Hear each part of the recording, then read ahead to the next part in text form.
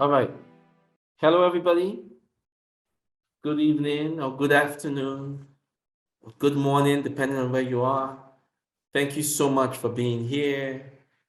This is our United for Ukraine gathering, and we come together with people who care. And we are blessed to have Ukrainians in our community who join us regularly to make sure that we hear directly from Ukrainians on this matter. But as you know, we are a family, we're a global family, and so it's very important also to have the voices of people who care, even if they're from, I see Ali here from Pakistan, or they're from Brazil, or they're from South Africa.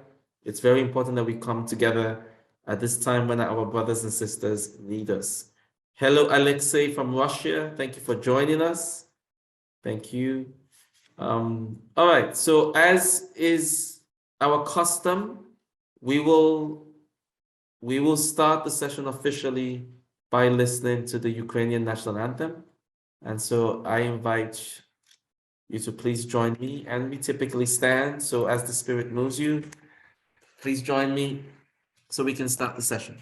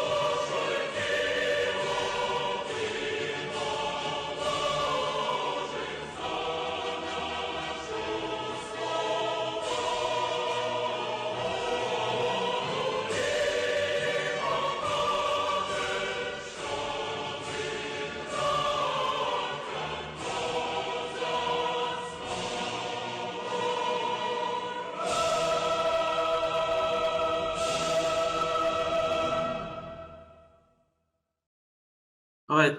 Thank you so much, everybody. Please be seated. Thank you so much. Thank you so much. And welcome to everyone who's joined. Welcome again from wherever you are. All right. So we usually invite your voices to kick off the session. As you know, we're going to hear from our Ukrainian brothers and sisters at some point. But we like to start the session by hearing how people are feeling. What's on your mind? Even if you have something to share for 30 seconds, 60 seconds.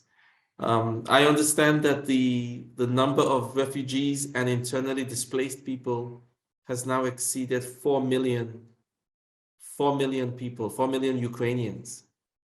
Obviously, we don't need those numbers to understand that this is a very serious conflict issue. We don't need those numbers. The pictures tell us a lot, but those numbers show that, frankly, everybody is affected. But the mic is open, so if you want to speak, please use the app and raise your hand so we can see that you want to speak. Now, the way this runs, we're going to hear some voices now.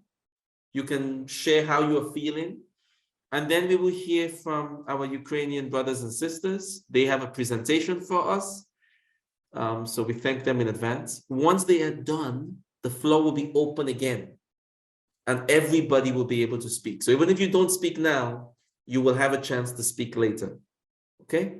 All right, so the first hand I saw was Kofi, Joseph Banzi. So if you would please share with us how you're feeling, what's on your mind?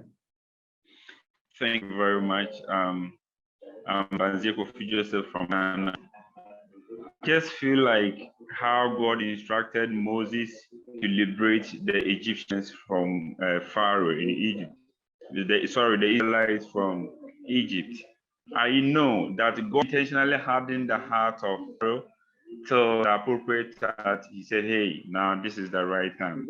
So I believe in prayers. I feel like we shouldn't stop praying. We should give up. In as much as we pray, God will touch heart of the president of Russia. Everything will come. Thank you. All right, thank you so much. Thank you so much. Next hand I see is Alexei. Alexei, you have the microphone. Please unmute. Yes, yes. Hello, Yemi. Firstly, want to say great deep sorrow for our Ukrainians and all Slavic brothers. Because I live in the small village on the border with the Ukraine, I can see it's the border outside of my window. And I want to assure you that most people of Russia, and for that word here, I can be kept in prison, and FSB and all of my colleagues can say that I'm a traitor of the men of our country and all of that. But we are all deeply sorry. Like nobody wants that so-called special operation, but everybody understands that. Here people and myself are crushed. All our dreams fall apart because of the one-man madness. So if you think that this is how all Russians think, that what our television says or what United States television said, this ain't true. So the people here kind of understand that we are killing, that our young soldiers killing our brothers, and they don't want to do that. But we got the very strict laws and strict people who are crushing us, who are breaking our legs, breaking our limbs, taking us in prison, and we feeling depressed and crushed. So. Wow, thank you. Thank you, thank you, thank you, Alexei. And I just want to salute your courage. So you are in Russia right now? Yes, I'm in Russia. Unfortunately, our government closed the border, and all the sanction which falls apart to us from every country, all the people who is the middle class here, who knows the English, who got lots of friends all over the world. I got my own family in the Ukraine and many friends in the Ukraine. We cannot move out of there because right now we don't have any money to move there because the visas and all our cards blocked. So we kind of stuck here, and we cannot do anything to left this place. And in our own country, our governors and our presidents thinks that we are the traitor of his ruleness and all of it. Thank you so much, Alexei. Please, if we can just send Alexei some love. Obviously, we are here and we're united for Ukraine, as Alexei is as well. And he's demonstrated a lot of courage. So we hope you stay safe. Thank you. Of course, you know your country better than anybody else. So I hope you will stay safe.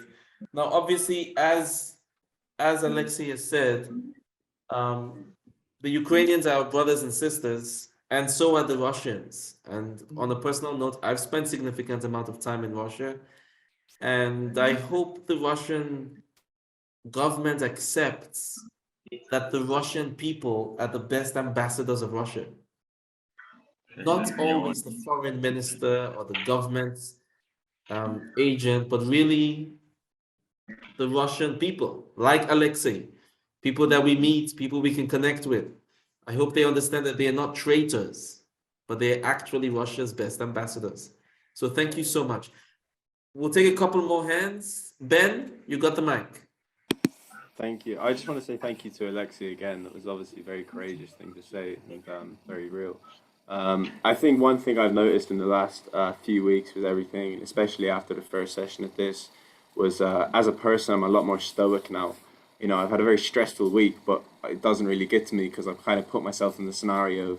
There's a lot more people out there that have it a lot worse. You know, my worst day would be some people's best day, and so you know, I think it kind of reminds me of that. And the more you read and the more you hear about things and very young children and things like that, and with their whole lives ahead of them, and you think, you know, it's something that you know you're so blessed and you don't even realize just by waking up in the morning safe is a blessing. And so I'm a lot more aware of that now, and I'm very proud of the Ukrainians for keeping up and not letting them be pushed aside and giving in to terror and extremism. And I think it's something that will be remembered for human history for a very long time.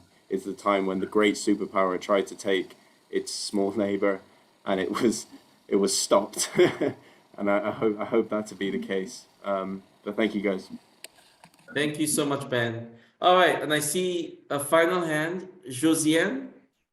If you can please unmute yourself, Josiane. Tell us where you're connecting from and let us know how you're feeling, what you're thinking. Yes, yes, good afternoon. Good afternoon. I'm connecting from Rwanda, Kigali. Yes, and I'm happy to be with you here as we are thinking of Ukraine. They are suffering a lot. We think about them, and also sometimes we have to be with them in a prayer where we pray for them because they are little children, they are families, they are old people, they are many people, different kind, they are suffering. So we have to think about them as we are united. So we have to stand for them for sure. Thank you so much. Thank you so much, Josiane. You're absolutely right. Thank you so much. Okay, Alex, I see your hand, so I'll come to you one more time. Want to share something? Please unmute and please share. Yeah, thank you, Yemi. The last stuff I want to say, or pre-last, if it would be possible, for better understanding the situation. I got the students in Kiev, which is the capital of Ukraine, and usually right now we begin in our online classes with a joke that, "Hello, dear, are you still don't have hit by a rocket?" And she laughed and asked to me again in reverse that, "No, and you?" And I said, "Yes," and we both feeling like we're alive, trying to do our best even in the darkest of humor in the darkest hour, trying to be positive and trying to keep knowledge safe, keep transferring the knowledges, keep transferring the all kinds of kindness and optimistic for all of this horror that we are right now. Thank you. Thank you. We all have ways that we try to cope. Thank you. Thank you. James, please tell us where you're connecting from and just share what's on your mind. Thank you. Yeah, thank you very. Did we lose James? Okay. All right, we'll see if he comes back. Okay, maybe his connection dropped. All right, thank you so much, everybody. There's so many things that make you feel something about this conflict. And whether it's the women, the children, the families, or the soldiers, or just looking at the destruction, or whether it's the sense of helplessness that you see that so many people have who want to do something. I think that also creates a kind of stress and a kind of sadness. For me, there's also the fact that the most powerful countries in the world are watching. Yes, they've imposed sanctions. Yes, they've done things to try to make life difficult, but by and large, they're watching. And there were some pictures released this week where they showed the destruction of Mariupol I'm sure I don't pronounce it correctly, but we all know the city. But among these pictures, they also showed some satellite images of the Russian artillery positions. So the most powerful nations in the world can see the cannons that are causing the destruction, and they're watching. Of course, like I said, they have sanctions, but they're watching. We don't have an army. When I say we, none of us here controls an army. We can't even, we can't even send armed drones. We can't do anything. So the people on this planet who can do something are watching, and that is also traumatic. As I've said before, I cannot see my brother hitting another brother and I just watch. I don't think that's humanity. I don't think that's the humanity we all wake up from bed for and we all aspire to. We need our leaders to find the courage to say, stop, and to enforce the peace. I've said this several times. Of course, my brother who's hitting my other brother has said, if you get in the way, then you've declared war. I don't think that should stop us. Every bully will tell you if you get in the way, you've declared war. So does that mean you stand aside and watch? I don't think that should stop us. But again, these are my personal views, and they also cause a lot of pain. Because if the most powerful countries in the world stand and watch, what does that say about our humanity?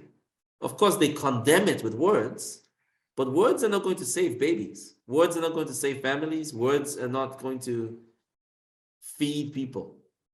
Words do not provide medication. Action does. And if you see your brother beating another brother, as any decent human being knows, you have to step in. You have to find the courage to step in and say, we are enforcing the peace. If you guys want to negotiate, negotiate. But please, you have to stop fighting. All right. I think at this point, let's transition to hear from our Ukrainian brothers and sisters. They have prepared a presentation for us. So as we always do, please let's show them a lot of love and let's give them our attention. So Danka, if you would please let me know who's going first this time. Yeah, actually, I think I will start in share screen. Alexa will start, then Oksana, and then me. Okay. So do you see my screen? Yes. Okay. So Alexa. Yes. Hello, everybody. Good evening, good afternoon. I hope it's really good for you. So, Danka, please move to the next slide.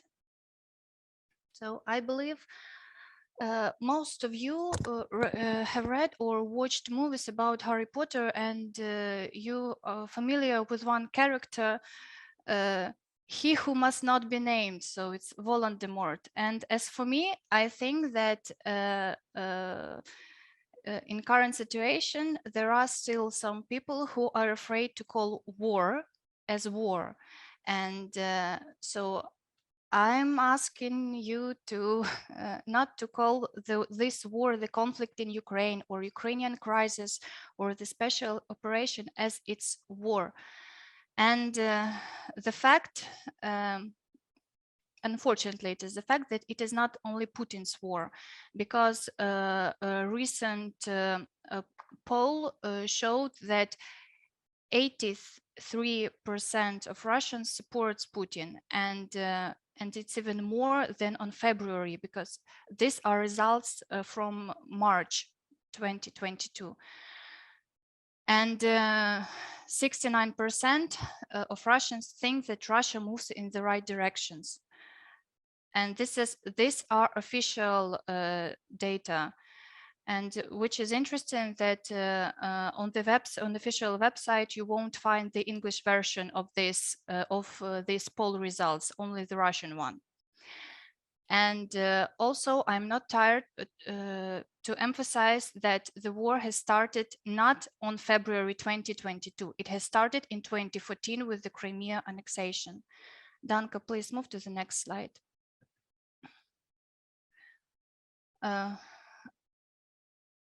Last week, President Joe Biden came to Poland, which is our west neighboring country, and he had a speech in the capital of Poland. And you can see the map, which is upper, it's maps of air alarms. So in these regions that are red, everybody had to hide in bomb shelters or to hide somewhere because there was a danger of missiles or aircrafts can come and just bomb your city. And this is a recorded amount of missiles was launched. It was 70 missiles in Ukraine, and only 8 of them hit the target. The rest were destroyed in the air. So if you are still questioning why to support Ukrainian army, not the refugees, or to buy some medicine, this is the fact. If we won't have the strong army, they will just destroy us. So please support our army. I'm begging you.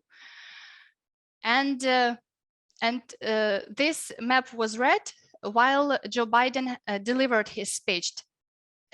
And when he finished, after his speech, so you see the lower map.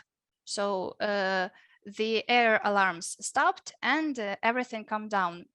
And in Ukraine, we believe that that was the sign that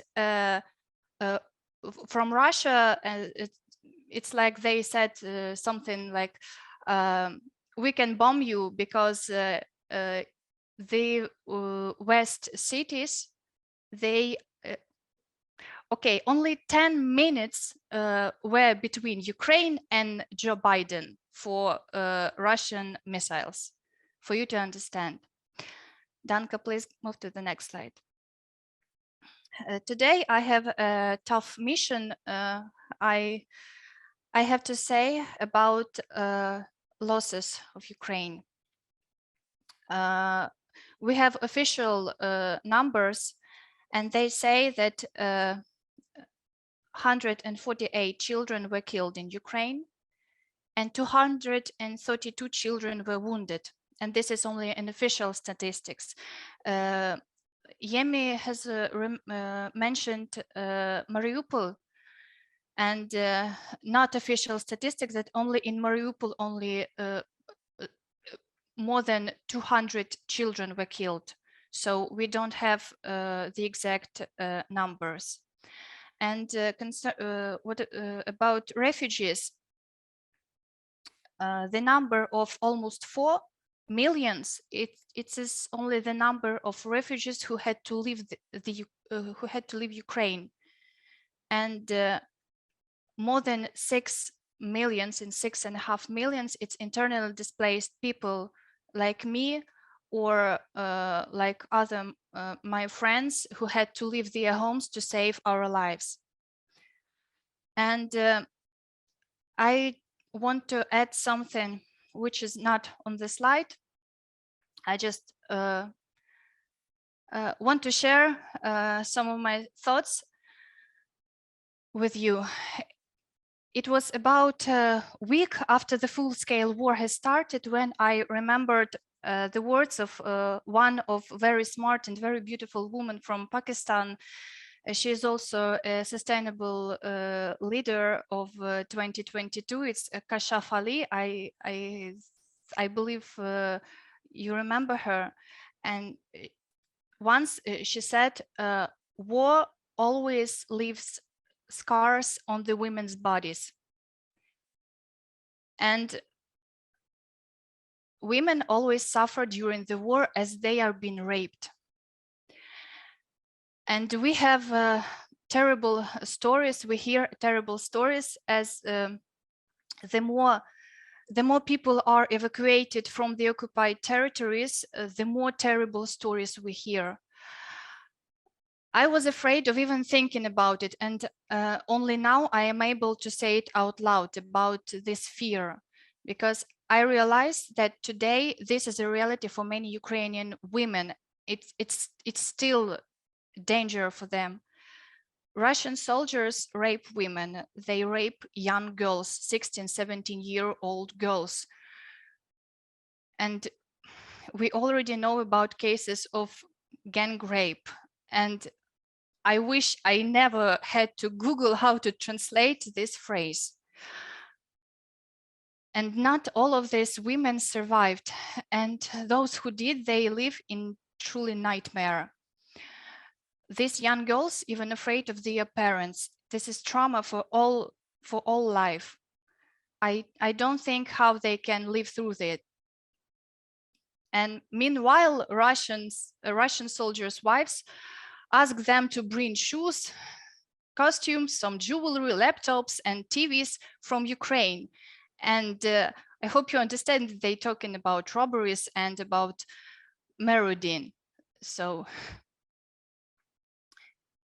and you know, thanks to my education and thanks to the fact that I'm a researcher, I have reasons to be afraid of this war.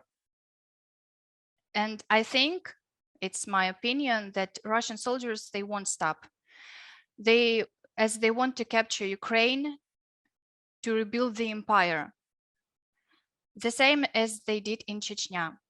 Because as you know, there was first Chechen war and there was second Chechen war. 3 years after the first one, they attacked again. And now there is no independent state called Chechnya on the map. You won't find it. And Russian authorities, they always wanted to change history. They made many, I don't use all Russians, but many Russians believe that Ukraine was created artificially and that Ukrainian language was created artificially. And unfortunately, Russian propaganda does not end on Russian borders. And Oksana is going to tell more about Russian propaganda. So Oksana, please, the floor is yours. Hello, everyone. I will continue our presentation, and now, as you can assume, looking at the slide, we are moving to the very important topic, which is Russian propaganda. War is peace, freedom is slavery, ignorance is strength. Unfortunately, this is not a fiction anymore.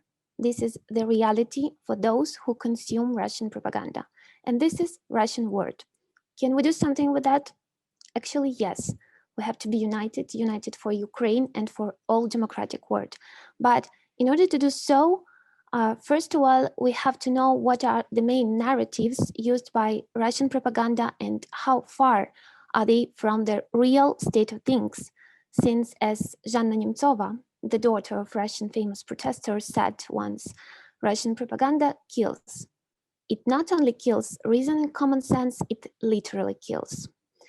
So, according to Russian propaganda, one of the explanations of Russian invasion of Ukraine, including Donbass and Crimea, is discrimination of Russians and Russian-speaking Ukrainians. But is Russian-speaking minority really oppressed in Ukraine? Actually, that trigger for expansion of this narrative was the law of Ukraine adopted in 2019 on ensuring the functioning of the Ukrainian language as the state language, which states that the Ukrainian language should be used by public authorities and local governments as well as in other public spheres or public life. Does this law restrict the use of national minority languages? No. The law guarantees the right of national minorities to use the languages of the respective national minorities as well as the right to study national minority languages in secondary educational institutions or through national cultural societies. Is there a criminal liability for not knowing Ukrainian language? Actually, no. the law doesn't provide for any amendments to the criminal code. Is it true that communication in Russian will be forbidden? No, it's not. The law doesn't apply to the sphere of private communication and the performance of religious rites. Does the law prohibit education in languages other than Ukrainians? Again, no. The law doesn't make any changes to the rule of education. According to the Ministry of Education and Science in Ukraine, in 2020 and 2021 academic year, general secondary education was provided in 9 languages of indigenous people and national minorities, including Russian. In 2020, there were 125 Russian schools in Ukraine. In addition, 43 private schools also provided education in Russian language. In comparison, in Russia, there is no school with Ukrainian as a language of instruction, in spite of the fact that, according to official data, almost 2 million of Ukrainians live in Russia. Finally, Kharkiv, Kherson, and Mariupol, which are now at the edge of humanitarian catastrophe, are Russian-speaking cities. The vast majority of the population there speak Russian in private life. Despite this fact, Russia refuses to provide green corridors for those people and keeps committing war crimes in these areas. Danka, please, next slide. So another hot topic that we would like to mention is whether the Russian invasion of Ukraine can be justified by the fact that Russia is afraid of NATO expansion. So Russia claims that having borders with a country which is a NATO member poses a danger to their country. But Estonia, Latvia, Lithuania, and Turkey, which are Russian neighbor countries, are members of NATO. Still, Russia is fighting against Ukraine, which is not a member state and cannot protect itself as above-mentioned states. It is true that Ukraine strives for NATO integration. Ukrainian constitution provides the strategic course of Ukraine for membership in the European Union and NATO. But the Secretary General, John Stoltenberg, repeatedly claimed that membership in NATO for Ukraine is a matter of years or even decades, since in order to become a member state, Ukraine has to meet a number of different requirements. Finally, the war in Ukraine launched by Russia lasts for more than a month, and still NATO didn't intervene. Further, the organization specifically underlined that NATO forces would not participate in the war. Thus, there is no real threat to Russia. Thank you, and I give the floor to Danka. Yeah, thank you, Alexa and Oksana. I will continue shortly. Of course, it's only like 2 Russia propaganda fake news. Here we collected some sources in English language. I guess some of them are in other languages too, like in Italian or in France. There is like more information about fakes which are popular in Russia, and you could click and check. I will send like a link. And another one, I guess, those who visited our first presentation already saw this. It's like Ukrainian media in Ukraine and English language. Some of them, for example, Ukrainian is also in 9 foreign languages. Here you could find more information like what is really happening in Ukraine now. Like just click and just show. And for another one, you also, I guess, saw this file, how you could help Ukraine beside donation, beside making like campaign, media campaign in your social media, going to rallies, emailing your politicians. You could also report Russia propaganda. Maybe some people in Russia do this. I hope, but you never mind where you live. We ask you, we call you like report Russia propaganda, I will send you like link with those media, with those Telegram channels who share like fake news, who say that in Ukraine live not neo-Nazis people, and I don't think that I'm neo-Nazism. Sorry, I don't think that I'm eating children or something like that. Yeah, so that's all for us. If you have a question, you could ask a question, or how to stop sharing. You could ask a question, and thank you. I guess All you right. have one question. Thank you so much. Please, can we just show them some love? Thank you. Thank you for the presentation, for the knowledge, but also this is not easy what you're doing. So thank you for being ambassadors in such a difficult time. And you also do your best to be as factual as possible, which we appreciate that we can see how you pick sources for everything you share with us. So thank you so much. All right, the floor is open now. Please, let's start with any kind of questions or reactions to what they've shared. Excellent. All right, so I'll go with Y. I can see Alexi, but let's start with Y. Anybody else, please put your hand up if you would like to ask a question or react. Please go ahead. Tell us where you're connecting from, and then please go ahead. So hello everyone, I'm Wei from Myanmar. So after hearing about the situation in Ukraine, I think most of you are aware that we're also experiencing a civil conflict, civil war within our country. It's been over a year. We're under military coup and we're still fighting for freedom. So first of all, we hear you. We felt your sadness and the suffer that you're going through. So we are standing with you. I hope everyone is standing with us as well. And it's where we hear all the similar stories about soldier raping women, robbings from family property from families, firing up the whole villages and everything. So it is a time of very, very bad timing and tragedy for all of us. So we're here, we're standing together, stay positive, we'll get through this.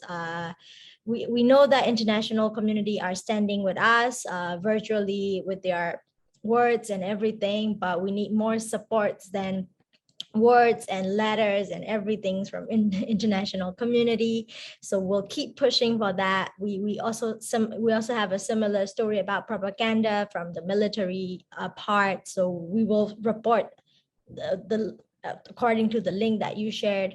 So yeah, we're together, but stay positive. We will win this. We will fight together, stand by stand, like right beside of each other. So thank you.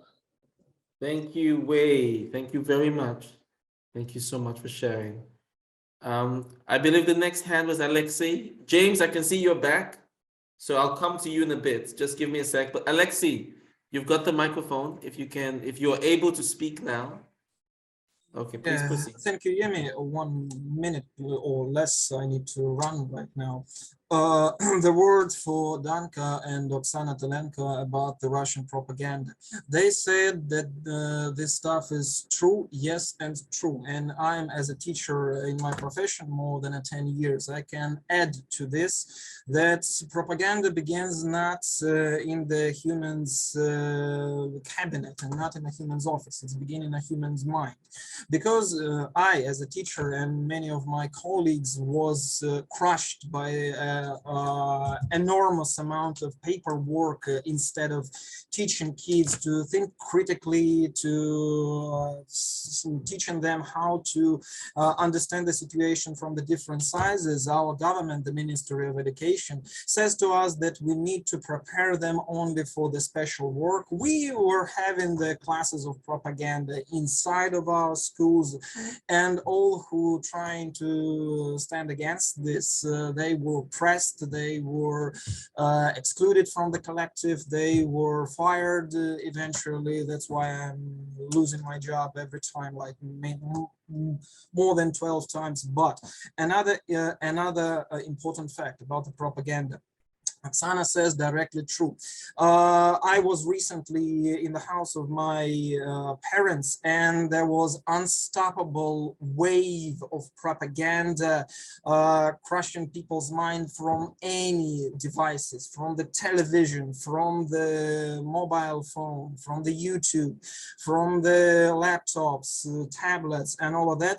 And there is a three stuff that was working in Russia perfectly. Firstly, there was a fast and cheap internet. Second, there was approximately, I don't know, average salary, like kind of fit for well. And third, this is the brilliant propaganda. And this is why the most people right now, the aging from 12 to 25, which is usually the soldiers, they don't understand what are they doing. They cannot think critically. They cannot ask him the direct question. Their commanders just said them, because I have friends in army, and all who was my former students, they are now afraid. They want to escape the country, but they can't, because and you said about the Chechnya, totally true, because I live in nearest border. This is the Rostov area. We got a lots of refugees, and the Chechnya area is the close for us, near the border. And yes, you are totally said true that our military forces crush them.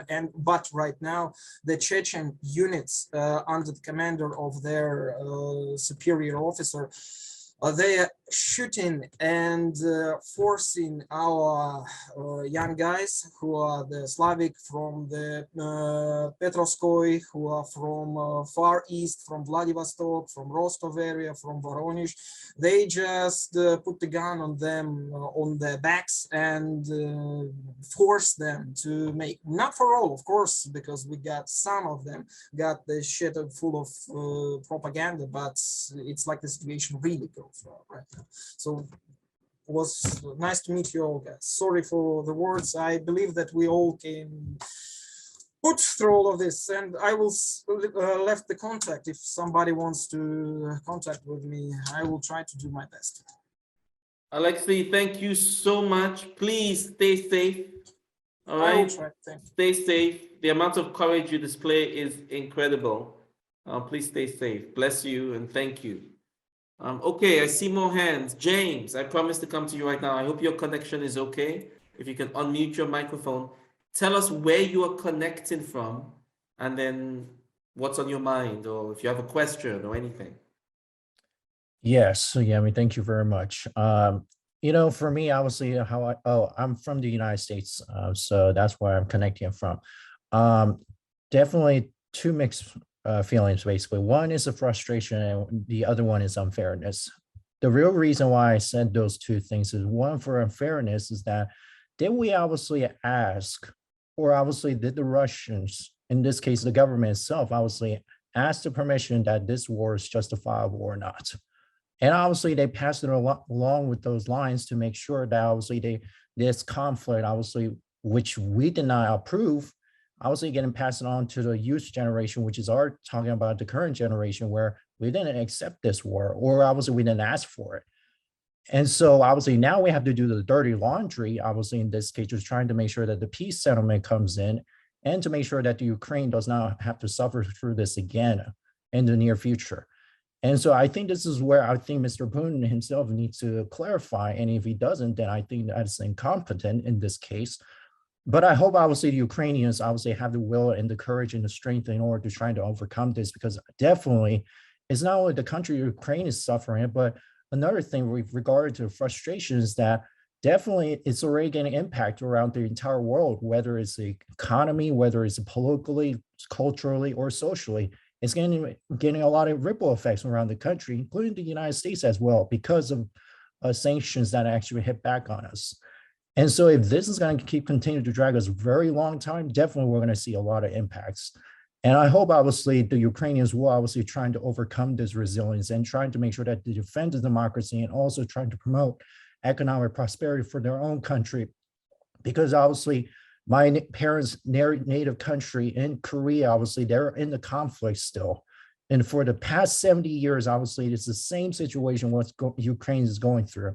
And definitely right now, I'm actually starting a project to lead the movement, the global movement, through virtually to trying to defend the democracy and to obviously fight against the authoritarianism.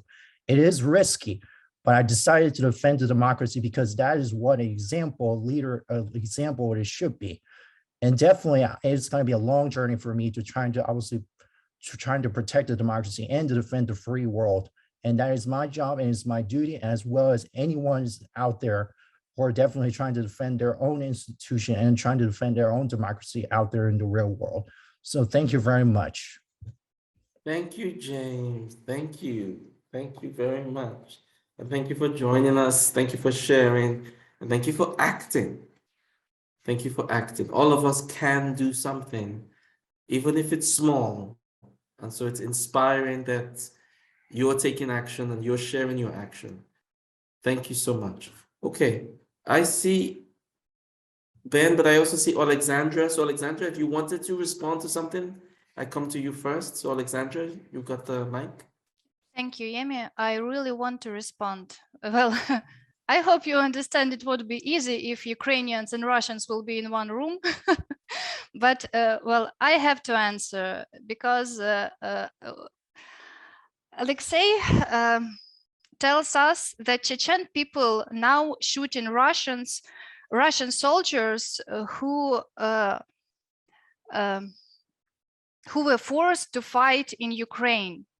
So it's very convenient to blame other nationalities. And this is what Russians do for many years. And as for Ukrainians who have a 300-year history of repressions, yes, we know what it really means to raise children who can think critically, and how to do it when it is forbidden. And as the Ukrainian, I can say that it is possible. And when Russians tell Ukrainians that there is something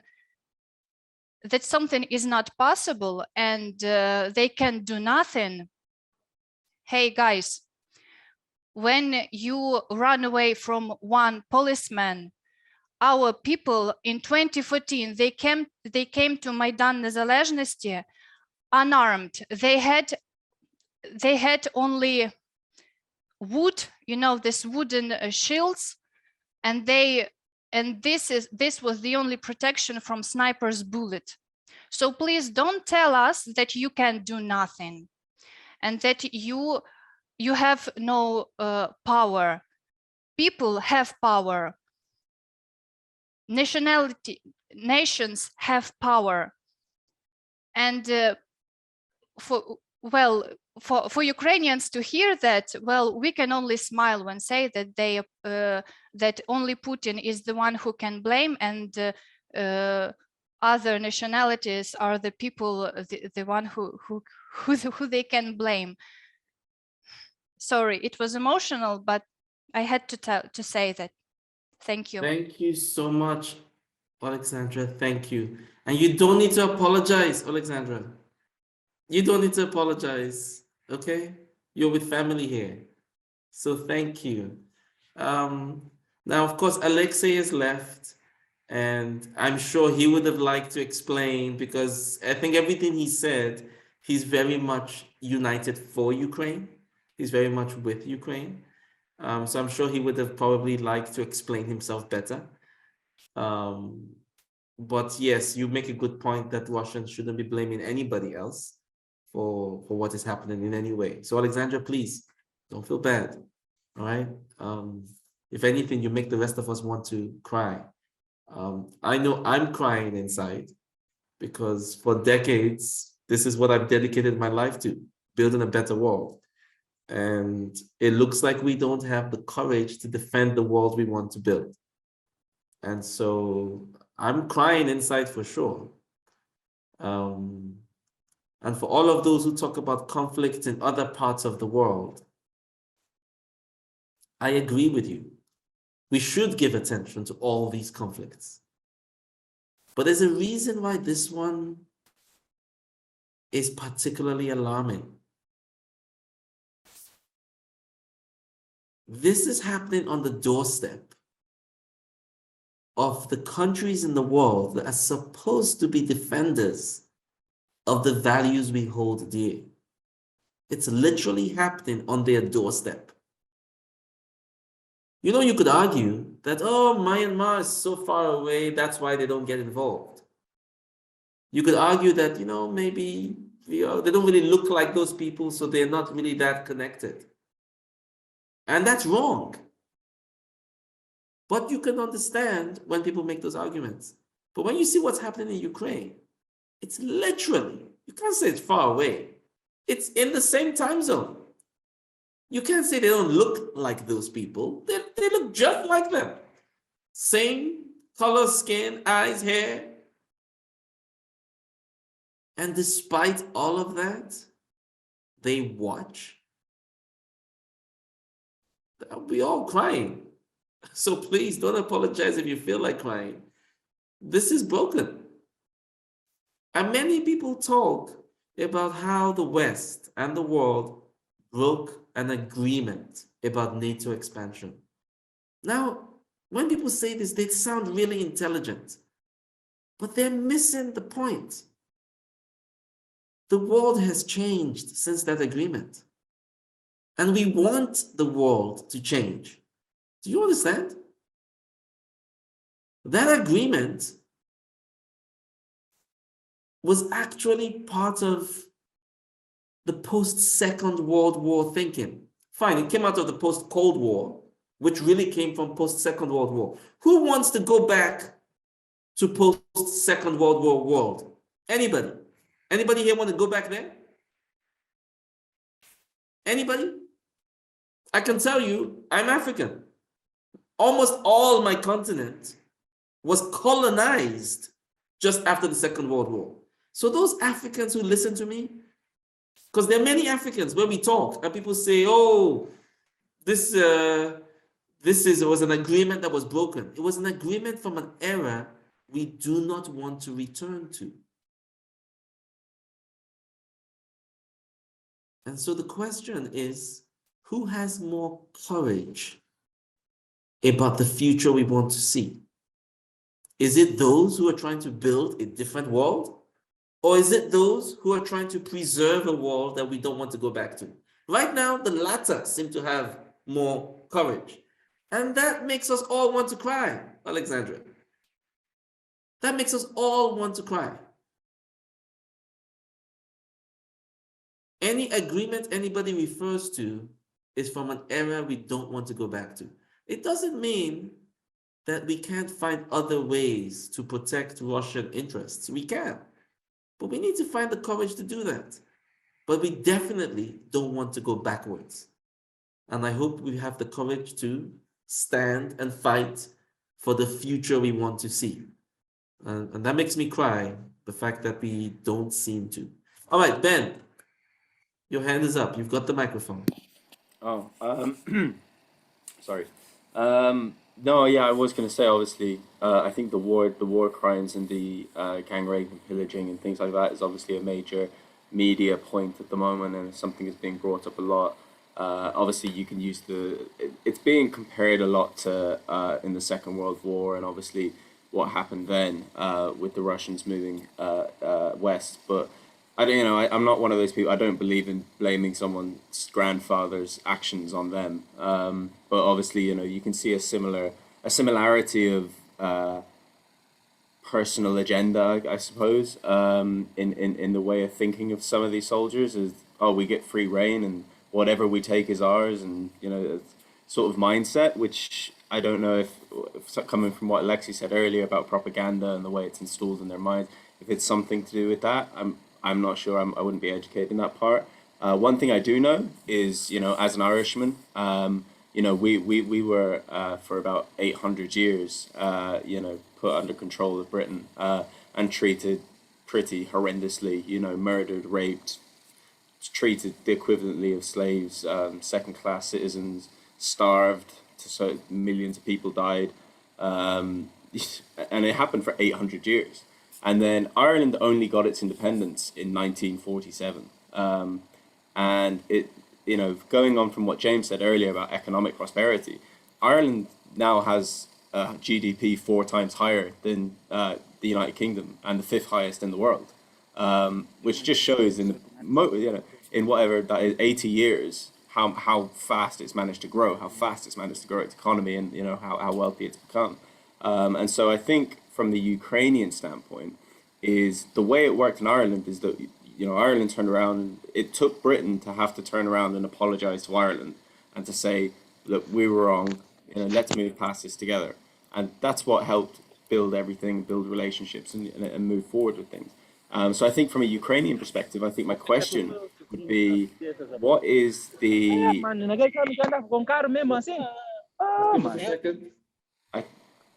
I think my question is, what would be the, I suppose, I wouldn't say perfect outcome, because the perfect outcome never happens, but what would be the outcome most wanted, the outcome most believed in? I mean, obviously a peace deal, your country back, I'm assuming economic reparations, and an apology.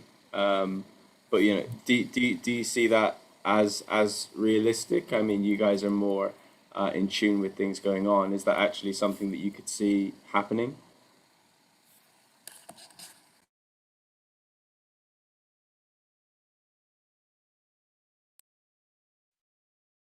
Sorry, just put your hand up. I can unmute. Okay, please, if you can respond, any of you. Thank you. I see Danke and Oksana didn't raise hands, so I will try to answer. Ben, your question is so deep and it's so complicated because, you know, in Ukraine, we have a joke. It's a new joke. It says that there was made a DNA test for Ukraine. And this test says that Ukraine is the only child in the family. She has no brothers and sisters. For us, it means more context. Russian authorities, they always build this myth that they our older brothers for us. And I could say that we want them just stop to protect us, because when they want to protect us, they start to kill us all the time. But I realize that it's almost impossible. So I don't have answer for your question, because for many years there was Russian agents in Ukraine. So we have many Russian agents even in our government, and they are so deeply incorporated. So we need a huge power to remove it from Ukraine. And as a citizen, I don't know how to fix it. Maybe some military structures know how to do it, but I don't have answer for that. But as for me, I just want them to stop protect us and stop say that they our brothers. I don't need this brother's love. Please leave. don't love me. I don't want your love. I will I will do it by myself, so everything is okay. I will build my house. I will live with my husband. I will raise my children. Please stop protect me. Thank you. Thank you, Alexandra. Danka, you want to add something? Please go ahead. Sorry, please press it again. Yeah, actually, it's a hard question, and I could speak like only like my personal point of view, what I feel, not for whole nation. You know, I'm not sure if I mentioned it, but most of you know about Mariupol, and Yemi, you also mentioned Mariupol, and I lived in Mariupol like half a year. It was before the war, and I have like many friends, familiars from Mariupol. I messaged them how they are. Yeah, and there was a moment where when I like saw the news about Mariupol in media, and it was about bomb attack or air race attack. I forget actually about what exactly, but it so impressed me, and I messaged my best friends. The sentence like I don't know. It was not from my mind. It's like from my soul. I just message her and write, "I will never forget them." And I think I really like till the end of my life, I really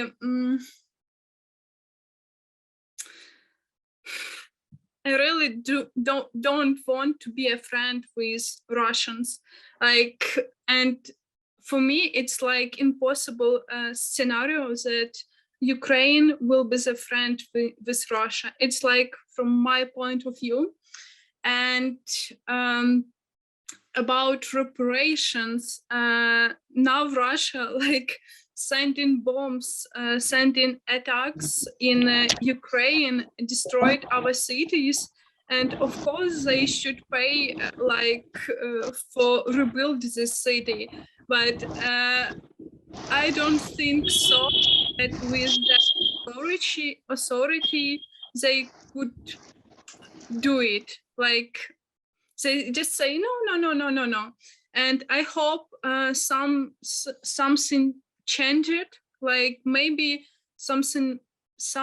someone better come to Russia, and someone better from Putin come to Russia and say like, forget us Ukrainians, we give you money, we give you anything to like, we give you, як це повернути?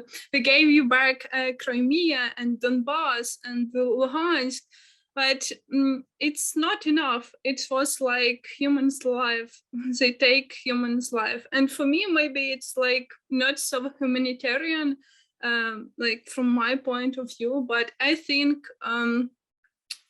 now Ukrainians dying, and I think how to say it? I don't know how to say in Ukrainian even. I think it's not good that they are dying, but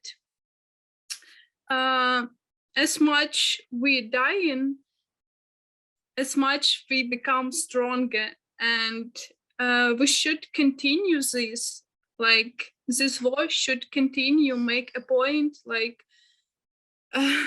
щоб закрити це питання раз і назавжди, щоб була вільна незалежна Україна. To close this question for the rest of, for all times, for us to have a free independent state.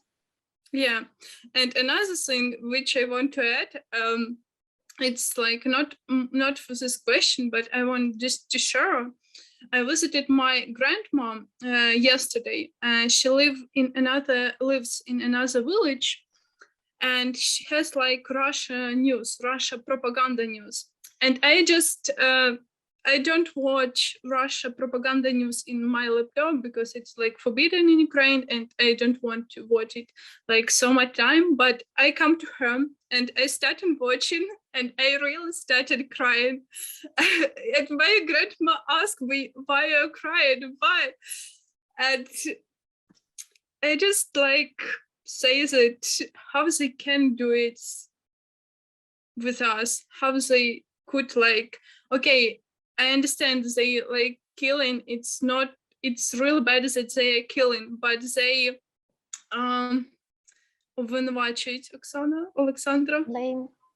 Blame, yeah, they blame us that we are like Nazis, neo-Nazis. They blame us that we are destroying our own cities, and it was like, oh my god, I really want to that, and I believe this like war, and I hope this war will stop, like this, like not, it's like stop this point, like it's like chance for Ukrainians.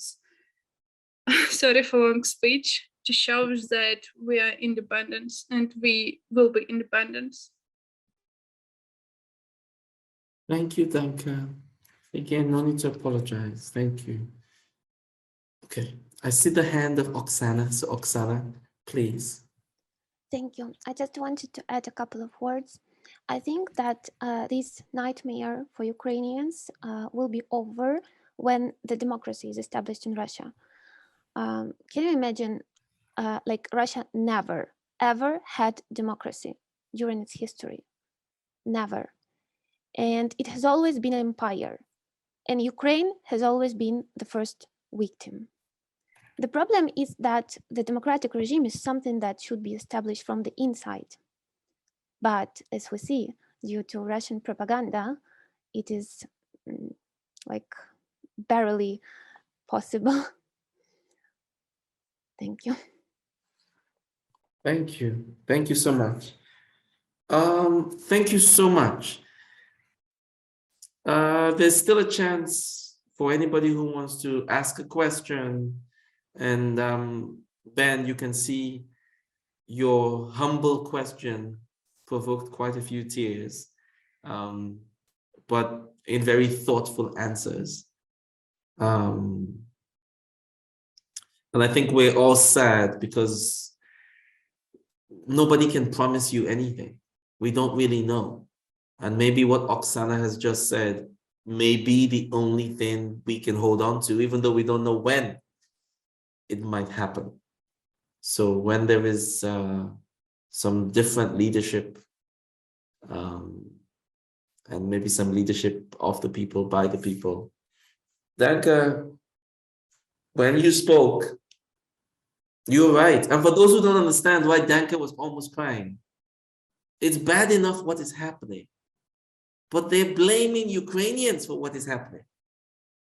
And innocent Russian citizens see this news and they believe it, some of them. And that's very painful. That's very painful. That's like somebody hurting you and then saying you're hurting yourself. I mean, it's like, there's an expression where I'm from, where I was growing up, you know, they say, you know, the injury is bad enough if somebody injures you. But now imagine the insult upon the injury. So you harm me physically, and then you also insult me. And as strong as you are, it does make you want to cry because it's just unjust.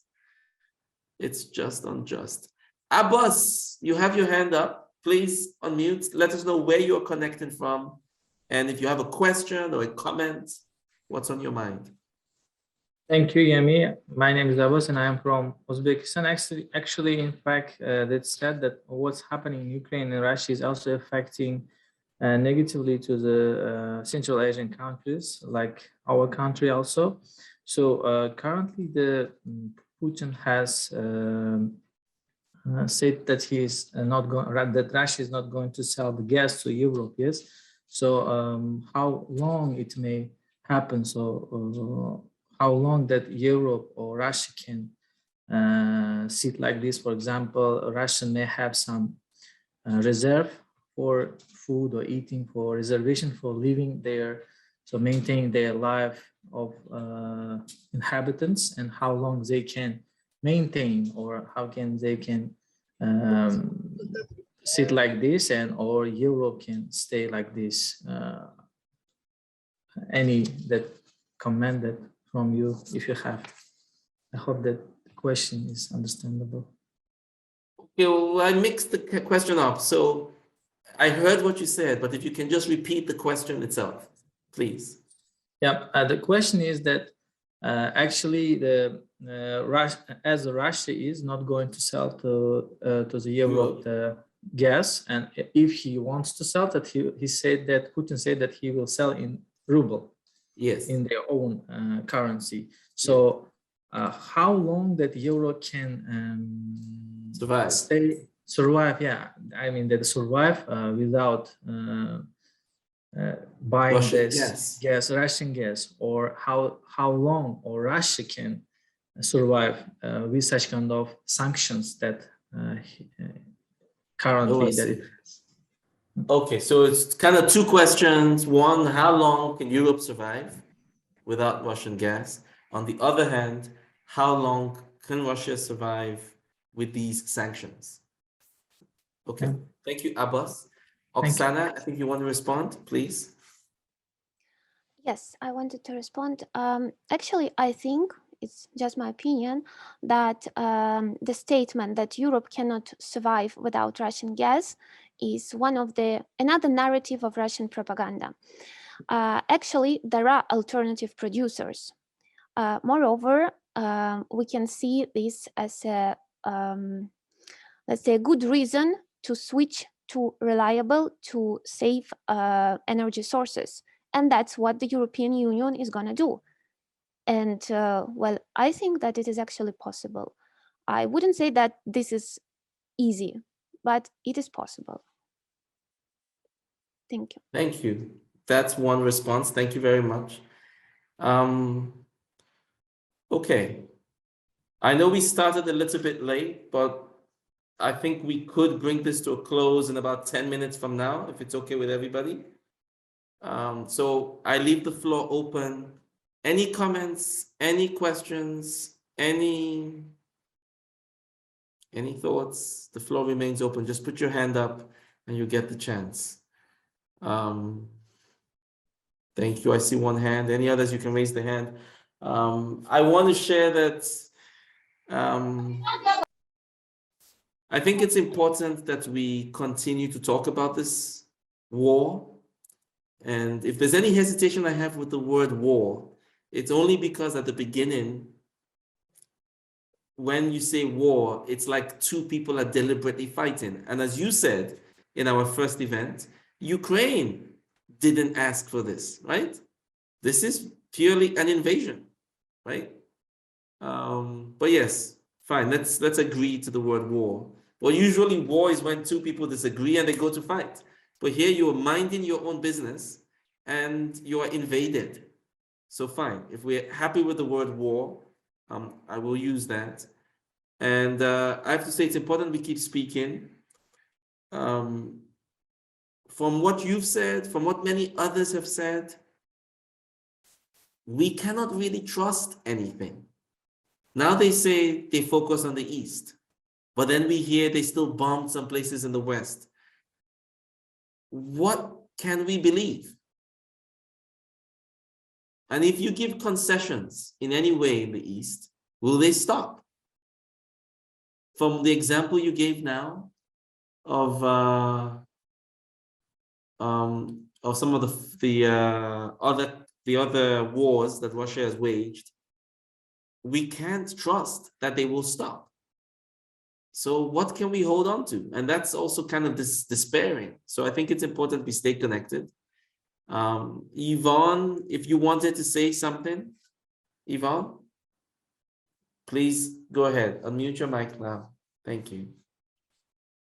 Yeah, I'm Yvonne, and I heard what Sister Danka talk about. She's in pain, she's crying. I can imagine the pain, the situation. We had a similar war in Rwanda, and I was 11 years. So sometimes the war happened, but we people, we are a victim. We don't really know the sin behind, but there is a people sin behind. So what we can do, we wait and pray and also expect things we don't know, but the best issue is to talk about, to put the voice everywhere, to talk about it until it finished, until it gets soft. That's how war might be. Sometimes it gets soft, sometimes it gets worse. Those are some areas we have to expect, but we are glad nowadays there is a channels, there is United People Global we are talking about, there is a press to share. it's good to share about it and to tell the world. And we are standing with you for the pain. We are crying with you. We are trying to get a solution, but the solution is in the people with Hussein behind. We don't really know. We are like activists. We are trying to find out. Sometimes we can't get a solution, but we have to stand up. So what I can say, keep it up, keep the voice, keep talking, keep sharing until the war will get soft. That's the best way, because the solution, it's not easy, but there is a solution. No matter what, the war start and it end itself. It can take a month, it can take a year, it can take even 1 week, but what we need is to be strong and to be patient, to cry, of course, to help those people who don't talk. That's what I can say. We are with you. Thank you so much, Yvonne. Thank you, thank you, thank you. Thank you so much. Thank you so much. All right, anybody else want to say anything? Are we bringing this to a close now? Anybody want to say anything? Emmanuel Ize. Emmanuel, please tell us where you're connecting from and share what's on your mind. Okay, so sorry, my speaker isn't actually on, but I'm Emmanuel. I'm sharing from Nigeria. This is actually my first time at the Ukraine meeting. I've wanted to be here, but this is my first time. I've always wanted to ask a question prior to coming to this meeting. I've actually wanted to understand. So the war is taking place, and you hear a lot of stories. You know, to a story, there's always different sides, and I've come to understand that, especially with issues in the world, nothing is ever really black and white. So I don't know if it has been discussed as to the reason behind the war, who is right, who is wrong. And I strongly believe that like it takes two to tango. So one side cannot absolutely be right, one side cannot absolutely be wrong. So I've always wanted to really know in depth, like, I don't know if it has been discussed as to the reason behind and a probable solution to what reason. I'm sure some of the Ukrainians have shared from their point of view. Needless to say, it should not still be put aside that there are people, victims suffering from this, and we stand with the Ukrainians, and we hope that we hope for their safety, and we hope for their, you know, for the war to be over so that they can go back to their normal ways of life. But I hope you got my question. Yeah. Yes, yes. Thank you, Emmanuel. You are absolutely spot on. That is an important question. It's so important that we dedicated an entire session to it. So, Emmanuel, you said this was your first time here. Welcome. Please join us again. But what we will do is we haven't yet shared the links to that session. So we will share the links, Emmanuel. If you can give me a thumbs up, you will be happy to know that there was a substantial amount of time was dedicated to your question. And we had a presentation from the Ukrainians. We had a speech from a UPG board member who's German, and he came and he spoke. So Emmanuel, if you can give us a thumbs up that you will check out that recording when it's produced, you will have answers. I cannot summarize it, but I can tell you the expression "it takes two to tango" doesn't apply here.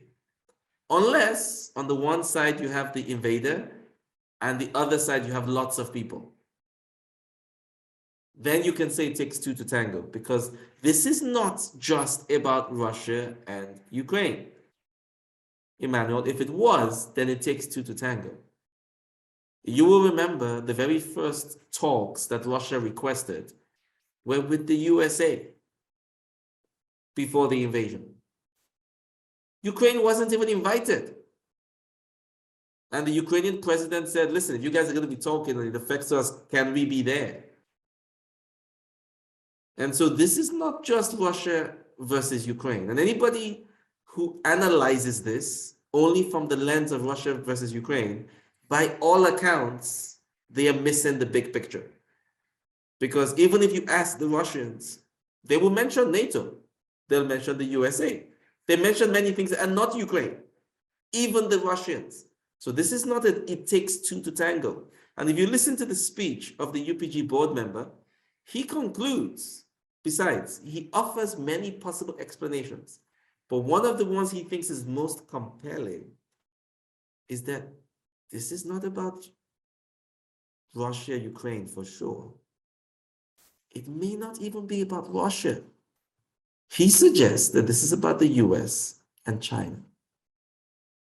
Emmanuel, are you intrigued? I hope you are. So when we send that link out, please watch that video because you will see many explanations. Now, Danka, please, if you wanted to say something, please proceed. Thank you, Yemi. I had short comment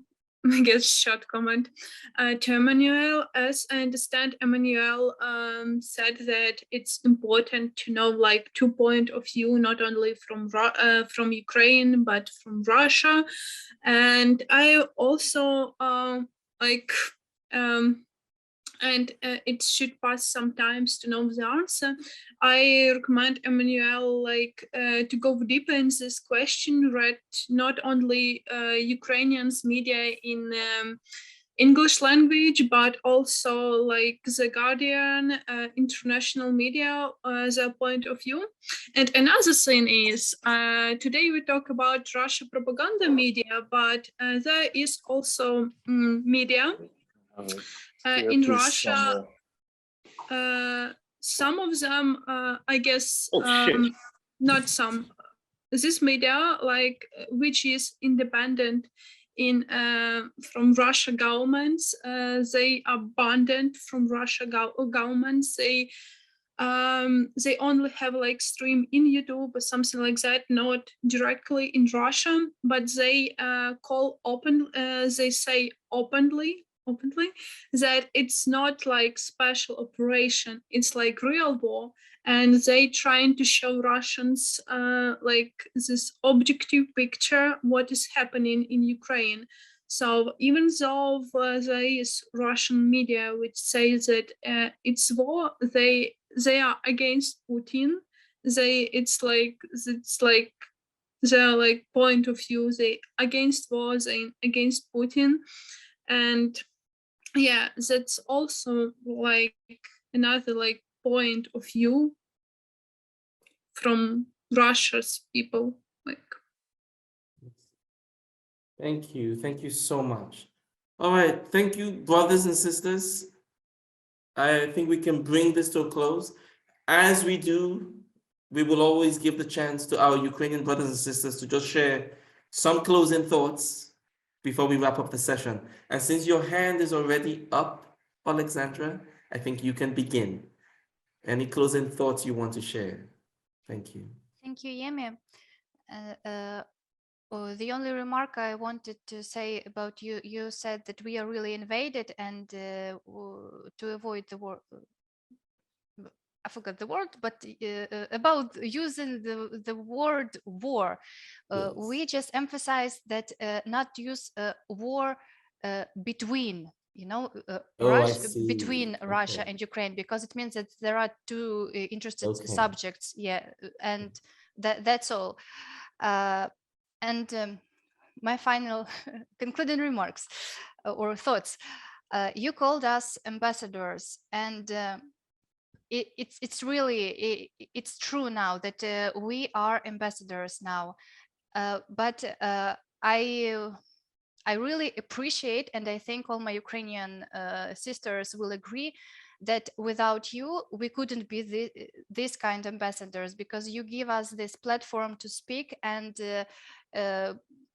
we, Danka, Oksana, and Nata, and Valeria, who are not on the meeting today, but we became a small family.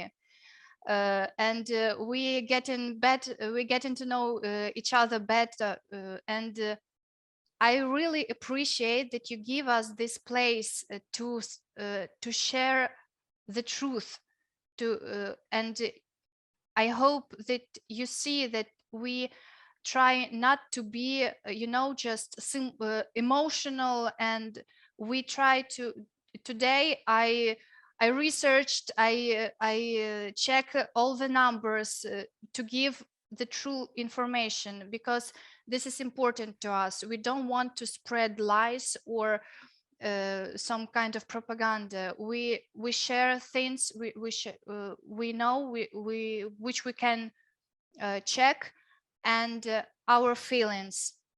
And I really appreciate that you give us this chance. And for all who are present today here, well, I want you to understand that we don't want to spread xenophobia or something like that, because many Ukrainians, they really tried to keep this friendship with Russians. Really, we tried as possible, but you know, this war, well, I don't have words to say.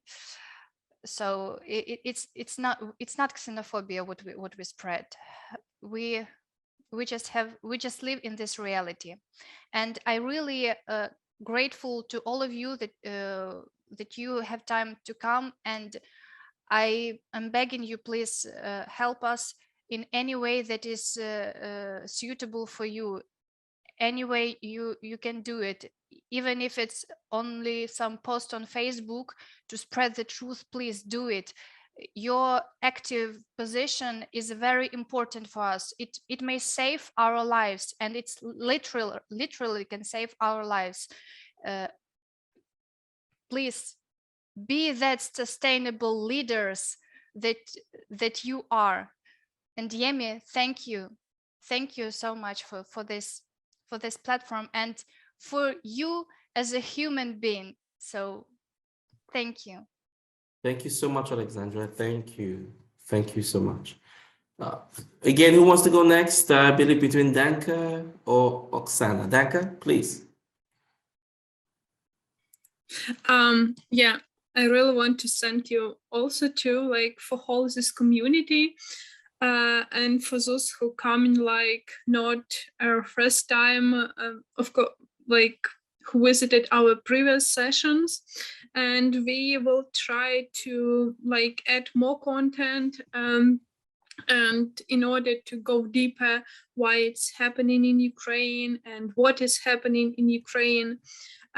Also, I don't want to promise, but we will try, like, to connect with someone who really suffered from Russia invasion, like, who, like, escaped from Mariupol or another, like, cities. And I think it would be like more useful for you not hear about war from us who are in safe place now, but for those who really suffer from war. Yeah, so come to next meeting. I guess CPG will update. Thank you. Excellent. Thank you so much, Danka. Thank you so much. Oksana? Yes, I also wanted to thank you for this platform, for these meetings that you do. It's actually a safe environment where we can speak, where we don't feel guilty. Because as you probably noticed, we always say sorry. We always say sorry for who we are. We always say sorry for everything that we're blamed for. And I'm really grateful for everything you've done for us. Thank you so much. All right, ladies and gentlemen, we start the closing procedure. I will give some remarks. Then we will hear the national anthem to close. Once the national anthem is done, we will unmute all mics so that we can just say goodbye and we can hear each other's voices in any language you want to say it. But it would be nice to hear each other's voices the same way we opened. So for my remarks, first of all, big thank you to our Ukrainian brothers and sisters today. Thank you to Alexandra. Thank you to Danka. Thank you to Oksana. We can see that we are blessed and lucky to have you, because you would be forgiven if you decided to just be one-sided. But you take your responsibility seriously. We see how much you research, the numbers you share. We see how much you look for independent sources. So thank you. Honestly, your country is at war, defending its existence. If you chose to be one-sided, I would defend you. I wouldn't blame you. But the fact that you are strong and you try your best to be balanced, thank you so much. And we are with you. Even those who said nothing today, their presence, we are with you. So thank you so much. We know this is existential. We know that if the invaders have their way, your country would not exist. This is terrible. But we also know that this is not just about you. We know that what's going on is about the world and the future. How do we see the world in the future? And anybody who claims to care about making the world better cannot ignore this, because this affects all of us. And so thank you to our Ukrainian brothers and sisters, those here and those who are not here. Thank you for the stand you've taken. Your soldiers inspire us with their courage, even at the cost of their lives. Thank you. I want to say a big thank you also to everybody who's here. Once again, your presence is beautiful. It shows us that we are not crazy. I have to tell you, it's therapeutic for me because I'm depressed by what's happening. So when I see other people like James, like Wei, like Kenelwe, like Yvonne, who are not in Russia, not in Ukraine, but they also feel really bad. Yvonne said, I'm crying with you. That also makes me feel human and normal, not like there's something wrong with me. So thank you for everybody who comes here. As one of the first people who spoke said, we need some kind of intervention. And he talked about praying. And so I agree, we need that intervention, whether it's from God or from man, we need some kind of intervention. Because this is not a fairy tale.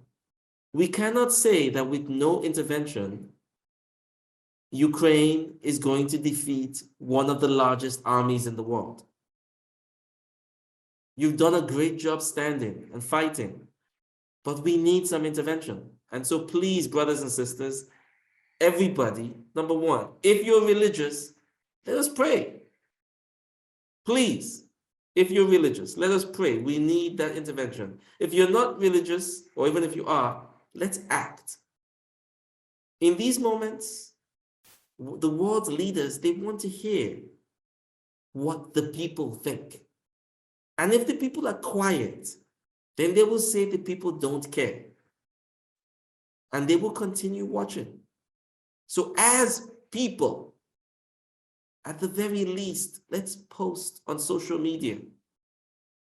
Let's remind the world that it's important to hashtag enforce the peace. Let's remind the world it's important to be united for Ukraine. At the very least, these things will show that we are not being silent. These things will show that we care. And as Alexandra and Danka have said, and Oksana, we may end up saving their lives or saving their country. It sounds small, but it's the least we can do. I've posted the hashtags in the Zoom chat. Please, let's post, let's share, and see you hopefully next week. We will send an announcement about the time for next week. And as Danka has promised, there'll be additional speakers who come in next week, so we hear even more perspectives. For now, we continue to pray for our brothers and sisters in Ukraine, because every day is unpredictable. There is no promise that we can hold on to. Who knows what Russia is going to do tomorrow? So let's pray for their lives. Let's pray for their health. Let's pray for that intervention from God or from man that's going to bring this to a conclusion. Let us pray. Thank you so much. Dipesh, I love your background. Very nice idea. Thank you so much. So ladies and gentlemen, I want to invite us, like I said, we're going to listen to the Ukrainian national anthem, and then we will unmute the mics just to say goodbye to each other in a loving way. So please, let's stand as we usually do if you're able to stand. Thank you.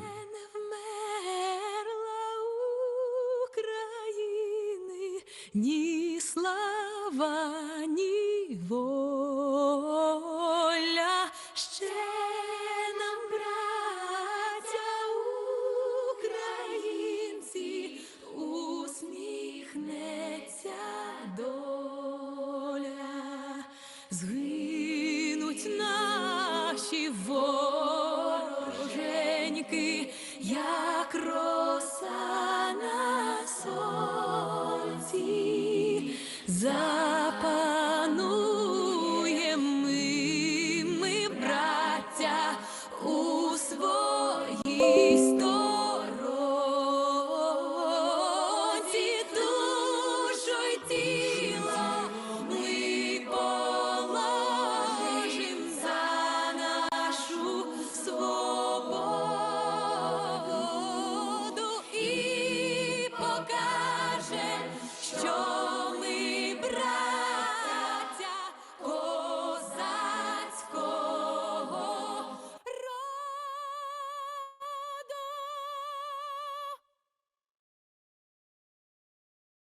All right, thank you all so much. Thank you so much. We can unmute the mics. Thank Thank you. Thank you, everyone. Thank you. Дякую. Україні. God bless you. Героям слава. Stay safe, Ukrainians. Stay safe. God bless Thank you. Yeah. Thank you. Glossary to Ukraine.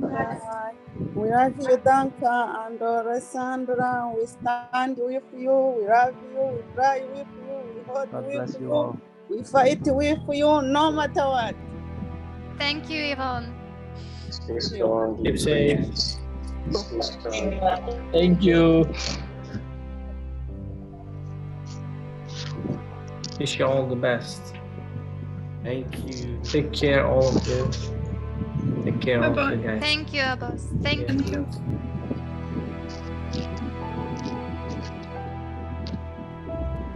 Мам, привіт. Привет, привет. Привет, mom.